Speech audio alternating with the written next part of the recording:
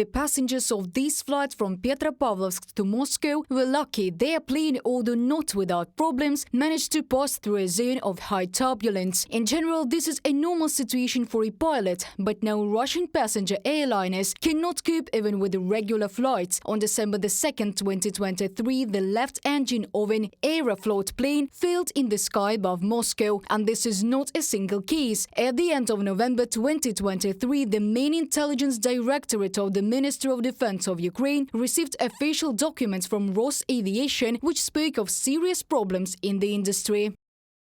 In September 2022, the International Civil Aviation Organization marked Russia as red, along with Liberia and Bhutan, which indicates an extremely high risk to flight safety. An analysis of the character of aviation incidents from the documents obtained indicates that a number of failures, especially those related to engines, landing gear and wing mechanisms, are of a systemic type. The trend indicates that the civil aviation sector in Russia is a zone of serious turbulence with a high risk of a steep dive. From the message on the website of the main Directorate of Intelligence of the Ministry of Defense of Ukraine. Since the beginning of 2023, 150 cases of technical malfunctions of aircraft have been documented in Russia. It's 3 times more than in 2022. The main reason is lack of maintenance. Due to Western sanctions, most of the necessary details are not available to Moscow. Therefore, more than a third of Russian aircraft are now used for aviation cannibalism. They are dismantled into pieces in order to patch up other aircraft.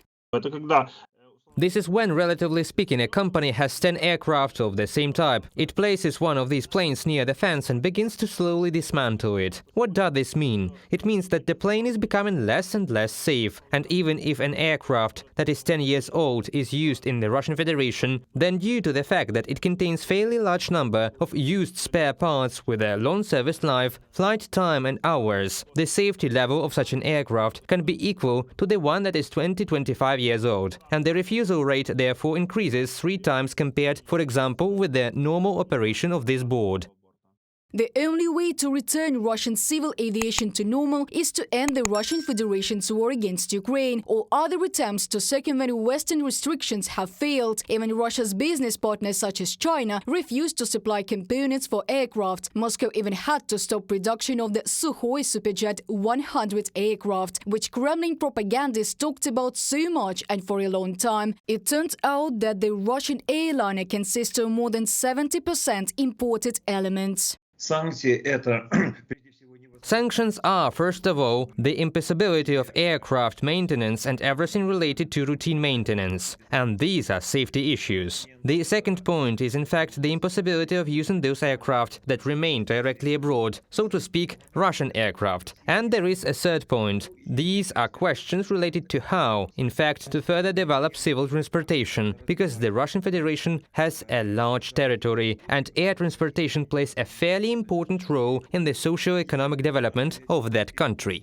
A spontaneous monument to the modern aviation industry of the Federation near Novosibirsk. In September 2023, due to another technical malfunction, Ural Airlines Airbus made an emergency landing there. 3 months later, the plane is still standing on the same field. Reported by Diana Kolesnik, Danilo Kobza, UATV News.